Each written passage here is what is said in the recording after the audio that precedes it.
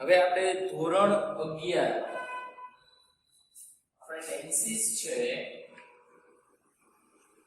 એ start છે. એમાં આપણે સિમ્પલ પાસ્ટ ટેન્સ છે જોઈએ છે. લાસ્ટ લેક્ચરમાં આપણે એની વાક્ય રચના જોઈ હતી હકાર.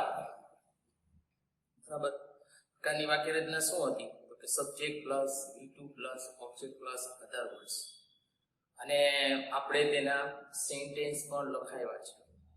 બરાબર, સાદા ભૂતકાળના. આજે એની વાક્ય રચના છે એ જોશું, પણ કઈ નકારની વાક્ય રચના. બરાબર, જોઈએ છે વાક્ય રચના નકાર.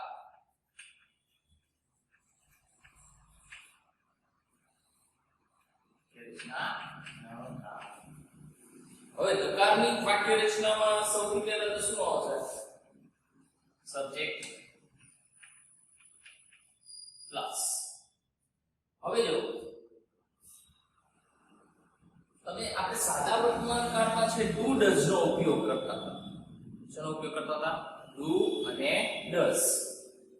જ્યારે આપણે સાદા ભૂતકાળમાં નકારમાં ફેરવવા માટે આપણે શેનો ઉપયોગ કરવાનો છે? ડીડ. શું ઉપયોગ થશે? ડીડ. એટલે આમાં આવશે subject plus deed plus not plus. હવે જો ઘણા એવું હોય કે સાહેબ આનો V2 આવે, V2 નહીં આવે, આમાં શું આવશે? V1. શા માટે આવે? જો હું તમને કહ્યું, અહીંયા આપણે ડીડ વાક્યું છે, ડીડ એ ભૂતકાળનું રૂપ છે. હવે અહીંયા V2 મૂકો તો એ પણ ભૂતકાળનું રૂપ થઈ જાય. તો એક ને એક વાક્યમાં બે ભૂતકાળના રૂપ કોઈ દિવસ આવશે નહીં. ખાસ ધ્યાન રાખજો, એક ને એક વાક્યમાં બે ભૂતકાળના રૂપ ક્યારેય આવશે નહીં. અહીંયા તમે ડીડ મૂકશો ને એટલે પાછું અહીંયા V2 નું શું થઈ જશે? V1 થઈ જશે. આ એક ખાસ ધ્યાન રાખજો. બરાબર, subject plus D plus not plus V1 plus object plus other words. બરાબર, subject plus D plus not plus V1 plus object plus other words. ત્યાર પછી આવશે વાક્ય રચના.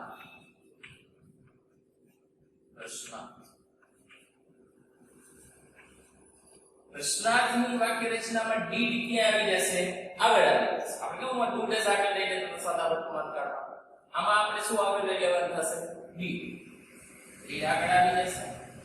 ડીડ પ્લસ સબ્જેક્ટ પ્લસ આમાં પણ શું આવશે? V1 જ આવશે, કારણ કે ડીડ છે. બરાબર, શું આવશે? V1 પ્લસ શું આવશે? Object plus other words plus question mark. પ્રશ્નાર્થ વાક્ય છે એટલે ક્વેશ્ચન માર્ક તો આવશે જ. બરાબર, ટૂંકમાં આમાં શું યાદ રાખવાનું છે હું તમને કહી દઉં. માની લો કે ડીડ છે, ડીડ આપણે ડીડ નો ઉપયોગ કર્યો, તો ડીડ નો ઉપયોગ તમે કરો છો તો V2 નું પાછું શું થઈ જશે? V1 થઈ જશે. આ ખાસ ધ્યાન રાખજો, V2 નું શું થઈ જશે? V1 થઈ જશે. બરાબર, હવે જો આપણે એક સેન્ટેન્સ લખીએ છીએ, એક વાક્ય છે આમ દાખલા તરીકે કે he ate. આ eat નું ભૂતકાળનું રૂપ શું થાય? ate. આ આકાર વાક્ય લખીએ. He ate. સાદું વાક્ય લખીએ. He ate an apple yesterday. આ જે વાક્ય છે કે he ate an apple yesterday. સાદા ભૂતકાળનું વાક્ય છે. અહીંયા શું છે? eat નું ભૂતકાળનું રૂપ શું આપ્યું છે? ate. V2 આપ્યું છે. હવે તેને આપણે નકારમાં ફેરવવું હોય, ડી નો ઉપયોગ કરશું. અહીંયા he did not. શું આપ્યું આપણે? he did not. આ ate નું પાછું V1 શું થઈ જશે? eat. શું થઈ જશે?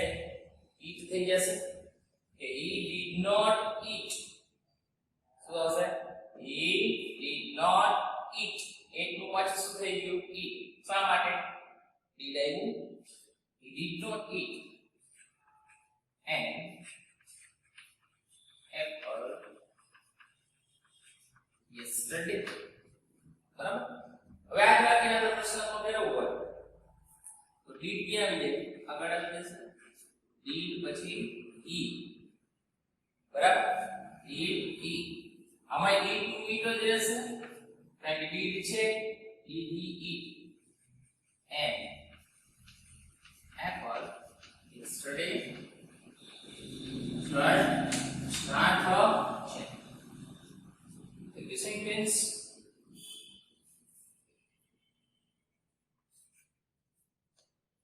બીજું એક વાક્ય લે. દાખલા તરીકે આપણે કે C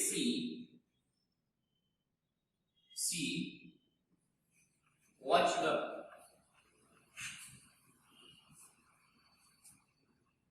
serial. C watched the serial yesterday. Last night. હવે જો આને આપણે નકારમાં ફેરવવું હોય તો કઈ રીતે પડશે? C did not watch નું શું થઈ જશે? watch. બરાબર. C did not watch serial last night. Okay. અહીં શું કરવાનું આપણે કે did આવ્યું એટલે watch નું શું થઈ ગયું? watch થઈ ગયું. એમાં V2 નું શું થઈ ગયું? V1 થઈ ગયું. આને જ આપણે પ્રશ્નમાં ફેરવતા હોય તો did ક્યાં આવી જશે? આ આવશે ને did C watch serial last night? question mark. બરાબર. તો આ રીતે છે ઈ નકાર અને પ્રશ્નાત્મક ફરશે. નેક્સ્ટ લેક્ચરમાં આપણે ખાલી જગ્યા જોશું. પણ છે આમાં એક વસ્તુ યાદ રાખવાની, did આવશે એટલે પાછું V2 નું શું થઈ જશે? V1. આ ખાસ યાદ રાખજો. બરાબર. શું થઈ જશે? V1. અહીં V2